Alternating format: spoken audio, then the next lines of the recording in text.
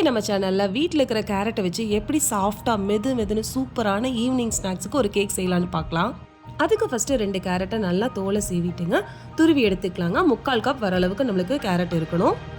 இந்த கேக் செய்யறதுக்கு 2 முட்டை கூட 1/2 கப் சர்க்கரை சேர்த்துட்டு நல்லா அடிச்சுக்கலாங்க.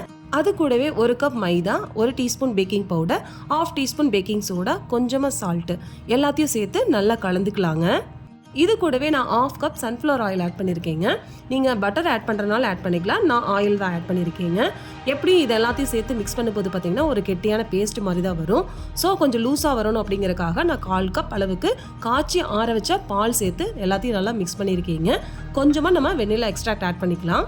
நான் ஸ்வீட்னஸ் கம்மியாக இருக்கணும் அப்படின்றதுக்காக 1 கப் மைதாவுக்கு 1/2 கப் சுகர் ஆட் பண்ணியிருக்கீங்க. உங்களுக்கு இதுக்கு அதிகமாக ஸ்வீட்னஸ் வேணும் அப்படின்னா கொஞ்சம் சேர்த்து ஆட் பண்ணிக்கோங்க. எல்லாத்தையும் நல்லா கலந்து விட்டுட்டு கடைசியாக துருவி வச்சிருக்க கேரட்டையும் போட்டுட்டு நல்லா மிக்ஸ் பண்ணி வச்சுக்கலாங்க. உங்களுக்கு எந்த ஷேப் வேணுமோ அந்த ஷேப்புக்குரிய மோல்டு எடுத்துக்கோங்க.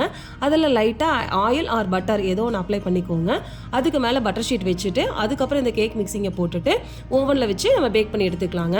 ஓவனில் 200 டிகிரி செல்சியஸில் பார்த்தீங்கன்னா 25 மினிட்ஸ் வச்சுருந்தேன். பட் 20 மினிட்ஸ்லேயே பேக் ஆயிடுச்சுங்க.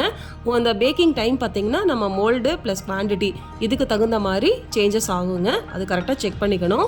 பேக் பண்ணி வெளியே எடுத்ததுமே பார்த்தீங்கன்னா ஒரு டிஷ்யூ பேப்பரை வச்சு கவர் பண்ணிவிட்டு அதை ஆறுற வரைக்கும் அப்படியே விட்டுட்டேங்க. ஆறுனதுக்கு அப்புறம் தான் பார்த்தீங்கன்னா ஸ்லைஸ் பண்ணினேன். ரொம்பவே சாஃப்டாக மெதுன்னு இருந்ததுங்க. இந்த ரெசிபி எல்லாருக்குமே பிடிச்சிருக்குன்னு நினைக்கிறேங்க. எல்லாரும் ட்ரை பண்ணி பாருங்கள். தேங்க்யூ.